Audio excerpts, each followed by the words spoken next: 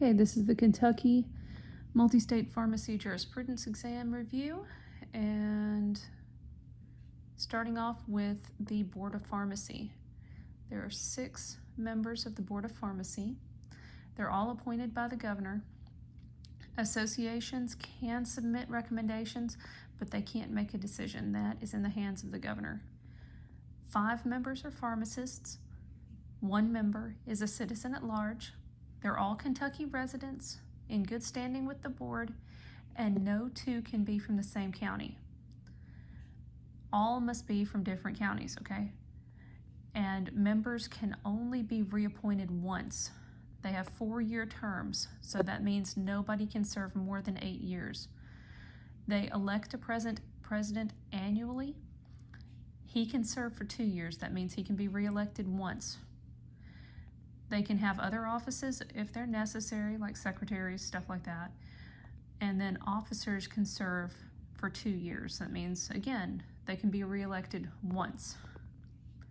And they have to meet at least quarterly, so 4 times a year, and 4 members equal a quorum. Okay, going through the duties. They set the time and place for exams. You have to have at least 2 exams a year. They approve colleges of pharmacy, promote and make known regulations regarding all aspects of pharmacy, schedule and conduct hearings, issue and renew licenses, investigate complaints, and employ an executive director who must be a pharmacist. Let's say you're up for a board investigation. Recommendations can include reprimands, or the issuance of a formal complaint, order, or notice of hearing. Steps of action for the board.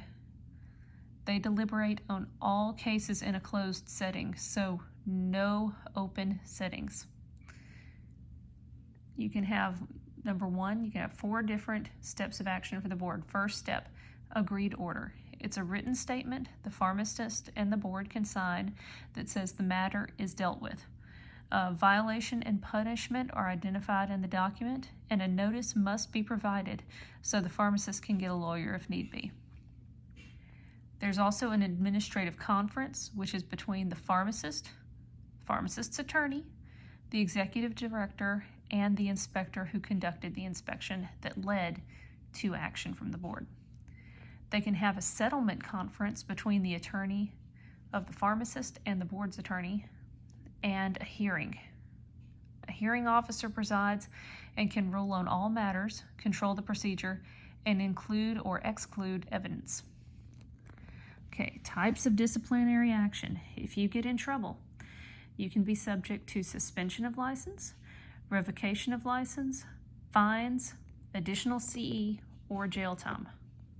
So again, you can have your license suspended, revoked, you can be fined, have to complete additional CE, or go to jail.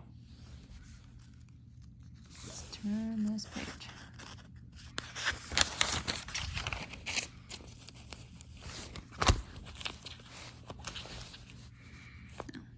For minor violations, pharmacists can request to expunge records in 3 years. Minor violations typically include failure to obtain required CE or failure to renew license in a timely manner. Inspectors must be a registered pharmacist. And PRN, that is the Pharmacists Recovery Network. It assists pharmacists and interns impaired by drugs, alcohol, mental illness, or physical incapacity. You cannot discipline someone for reporting impairment if there are no other complaints. If you self-report to PRN and do the requirements, you can get your license back. License renewal is every year on February 28th. The license must be conspicuously displayed at the primary practice site, and the pocket license must always be carried with you. You can also have on your pocket license, it can be marked preceptor or naloxone trained. You have to apply to the board for that naloxone training in Kentucky. Requirements to obtain a pharmacist license. Okay, you have to be 18 years old, in good mental health, and of good moral character. A graduate from a board-approved college of pharmacy. You have to have completed internship requirements. I believe that's 1,500 hours in Kentucky. Pass with at least a 75% on the MPJE. Have a background check, register with Casper, and register with Cpe Monitor. So again, to be a pharmacist, 18 years old, good mental health and moral character, pharmacy school graduate, intern requirements must be completed, 75 on the MPJE, background check, register with Casper, and Cpe Monitor. CE requirements.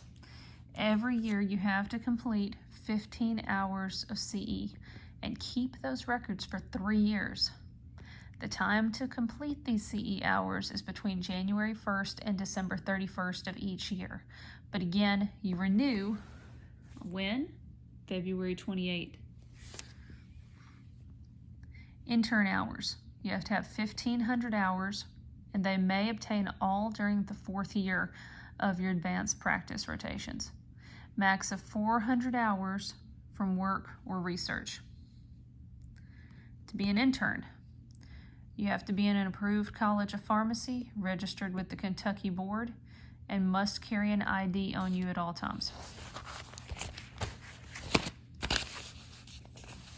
The intern license is good for 6 years when actively enrolled in an approved pharmacy school, on a planned break from school due to circumstances beyond control of the student and while awaiting licensure exam results. So intern license can last up to 6 years. I saw interns can do everything except final verification after the 1st year. Not completely true. They cannot transfer controlled substances. Interns cannot transfer controlled substances. Only a pharmacist can transfer controlled substances. The preceptor must be licensed at least 1 year and actively engaged in the practice at location where the intern does the internship. And they can only supervise 1 student at a time unless they are a community-based faculty member.